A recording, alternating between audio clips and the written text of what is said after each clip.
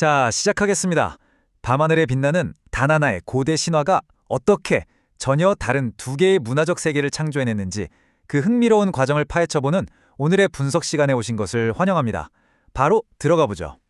여러분, 밤하늘에 은하수를 올려다보면서 수많은 새들이 다리를 놓아서 멀리 떨어진 두 연인을 이어주는 상상 한 번쯤 해보셨나요?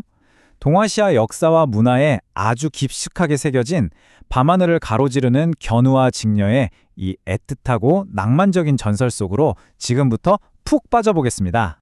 이 신화가 지나온 여정을 시간 순서대로 짚어볼까요? 기원전 고대 중국의 성좌 신앙에서 아주 작게 출발했던 이 별의 이야기는 한나라 시대를 거치며 문학과 민간 전승으로 확고하게 자리를 잡게 됩니다. 그리고 마침내 동아시아 전역으로 들불처럼 퍼져나가서 한국과 일본을 비롯한 여러 문화권에서 거대한 문화적 현상으로 깊이 뿌리를 내리게 되죠.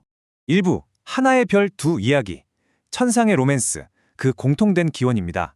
이 두 나라의 문화가 서로 다른 길을 걷기 전 이 오래된 이야기가 공유하고 있던 아주 단단한 공통의 토대부터 살펴보도록 하겠습니다. 여기서 진짜 흥미로운 점이 하나 있는데요. 그리움, 그리고 이별이라는 이 서사의 핵심 뼈대가 한국과 일본 두 나라에서 완벽하게 똑같다는 겁니다. 은하수를 사이에 두고 뚝 떨어져 지내야 하는 견우와 직녀라는 두 연인이 우주의 질서에 따라 오직 1년에 단 하루, 7월 7일에만 만날 수 있다는 이 설정. 수천 년의 세월이 흐르는 동안 두 나라 모두에서 전혀 변하지 않고 그대로 유지되었습니다. 정말 놀랍지 않나요? 2부, 한국, 대지를 적시는 생존, 낭만적 눈물에서 농경의 단비로. 자, 이제 첫 번째 렌즈를 통해 한국의 칠석이 품고 있는 현실적이고 대지에 굳게 발을 디딘 실용적인 해석을 들여다보겠습니다. 생각해보세요. 농경사회에서 뜨거운 여름 끝자락의 날씨는 그야말로 마을 전체의 생존과 직결되는 문제였습니다.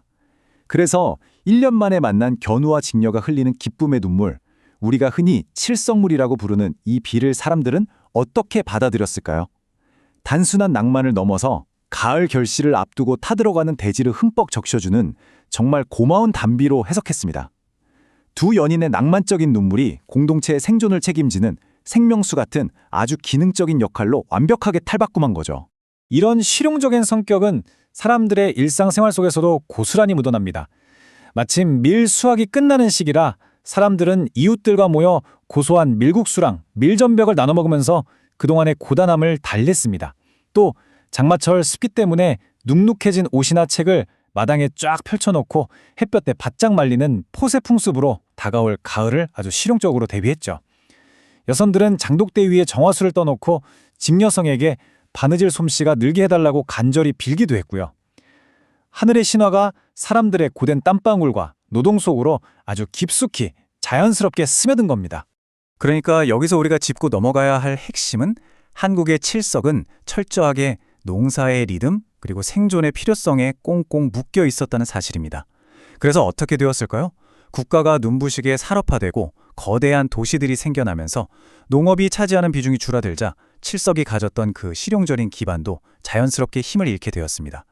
과거 공동체 생존에 필수적이었던 소중한 전통이 시대의 변화와 함께 서서히 우리 기억 속에서 옅어지게 된 거죠. 3부, 밀군, 밤하늘의 소망, 개인의 꿈이 빚어낸 시각적 장관. 이제 두 번째 렌즈로 시선을 돌려보죠. 일본은 어떻게 이 완벽하게 똑같은 신화를 하늘을 수놓는 화려하고 미학적인 축제의 장으로 바꾸어 놓았는지 탐구해 보겠습니다. 여러분, 머릿속으로 한번 그려보세요.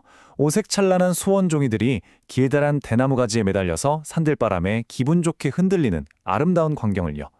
이게 바로 일본의 타나바타를 상징하는 탄자코입니다. 과거 궁중에서 바느질이나 글솜씨가 좋아지게 해달라고 빌던 것이 현대로 오면서 시험에 꼭 합격하게 해주세요, 우리 가족 건강하게 해주세요처럼 현대인들의 아주 개인적이고 다채로운 희망을 담아내는 매력적인 시각적 장치로 진화한 겁니다. 200만 명, 정말 어마어마한 숫자죠? 이게 바로 매년 센다이 타나바타 마쓰리에 몰려드는 방문객 수입니다. 밤하늘의 별을 보면서 조용히 소원을 빌던 작고 소박한 전통이 이제는 도시 전체를 거대한 종이공예 장식으로 뒤덮어버리는 그야말로 압도적인 시각적 스펙터클로 진화했다는 걸 증명하는 아주 확실한 수치입니다. 여기서 우리가 진짜 눈여겨봐야 할 포인트가 나옵니다. 일본은 이 오래된 신화를 사람들이 직접 참여하고 즐기는 생생한 경험으로 기가 막히게 각색해 냈다는 거예요. 방금 말씀드린 대규모 축제는 물론이고요. 매년 100만 명 가까이 모이는 히라츠카 축제처럼 타나바타는 동네 주민들의 소박한 풀뿌리 행사부터 거대한 관광 이벤트까지 싹 다 아우르면서 현대적인 체험형 산업으로 아주 활짝 꽃을 피웠습니다.